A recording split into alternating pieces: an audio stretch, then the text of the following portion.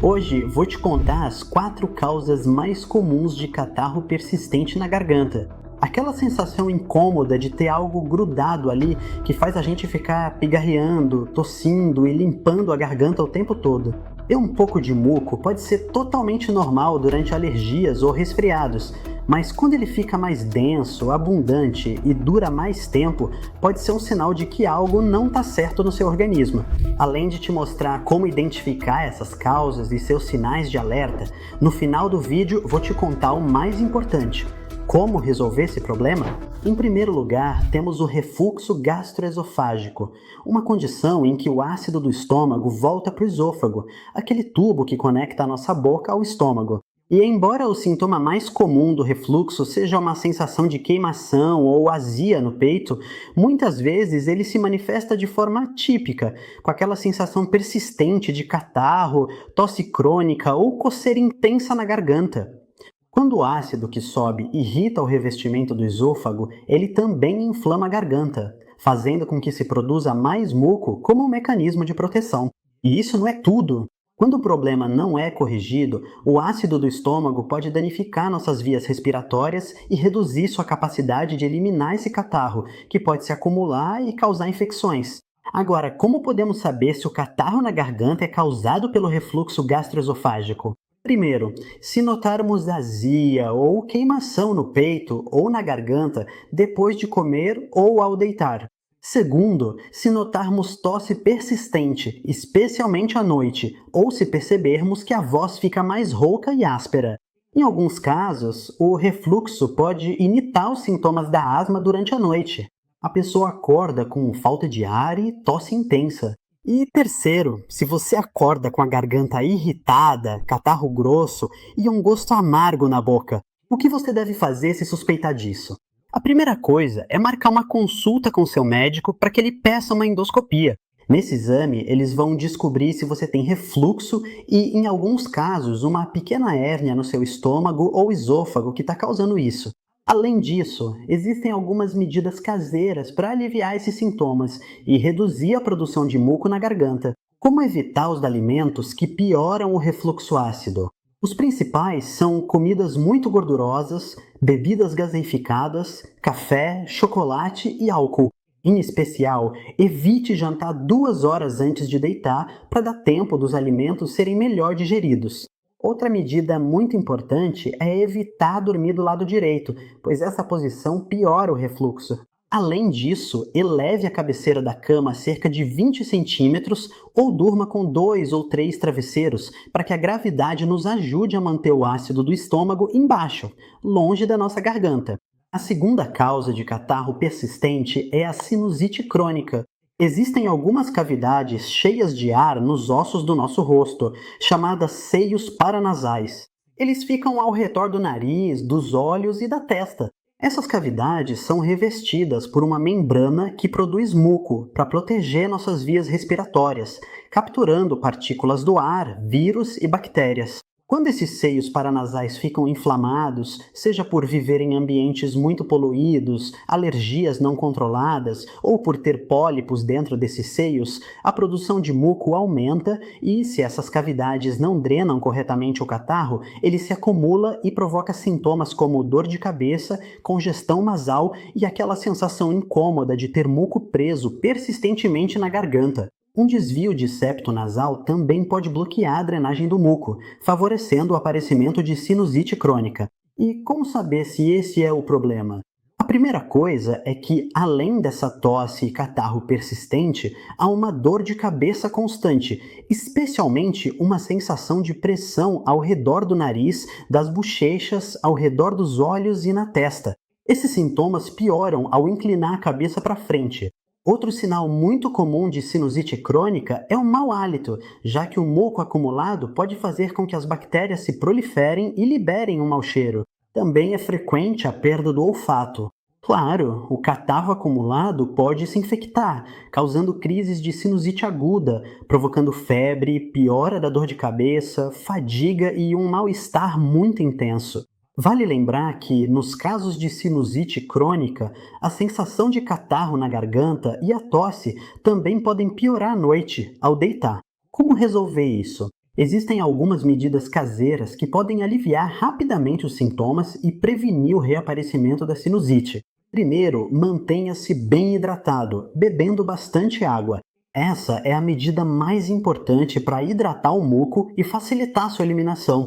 Segundo, você pode fazer lavagens nasais com solução salina, o que vai ajudar a limpar o muco acumulado nesses seios e evitar que eles se infectem. Terceiro, você pode fazer inalações de vapor com ervas medicinais.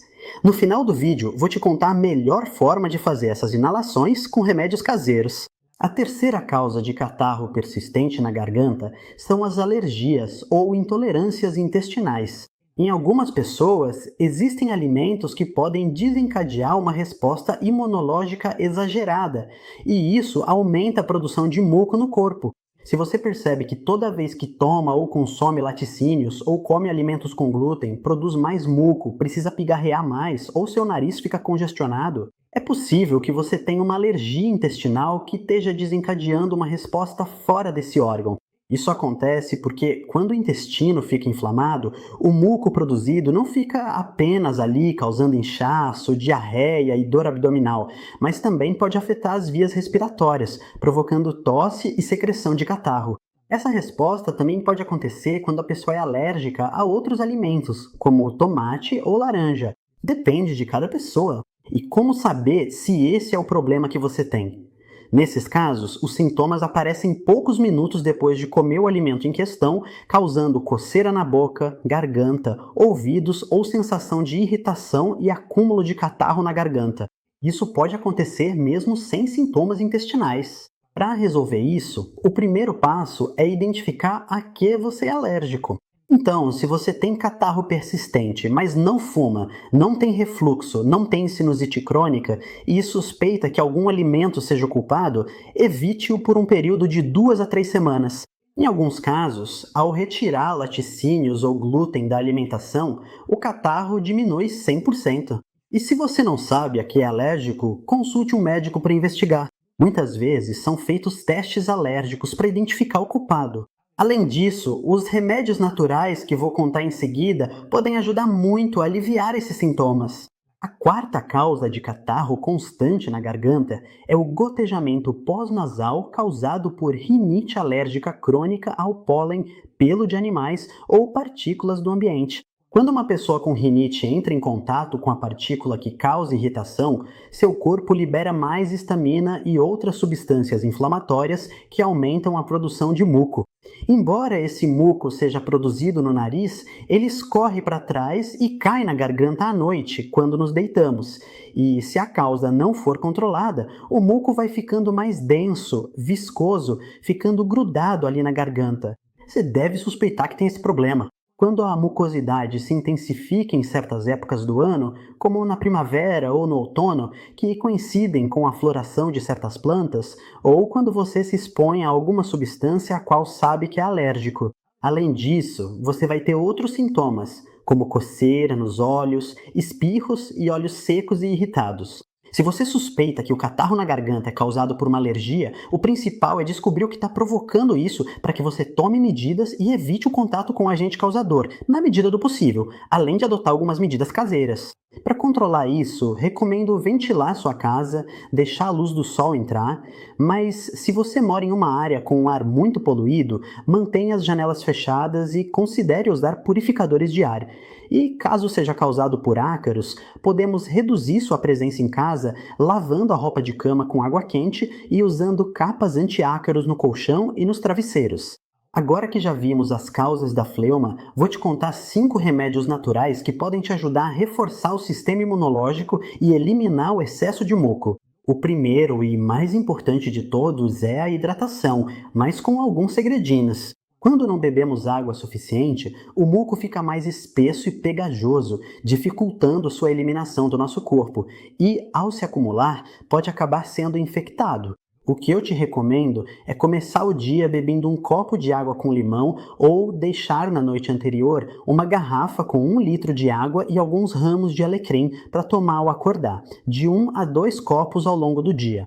Não espere sentir sede para beber água. Leve sempre uma garrafinha com você.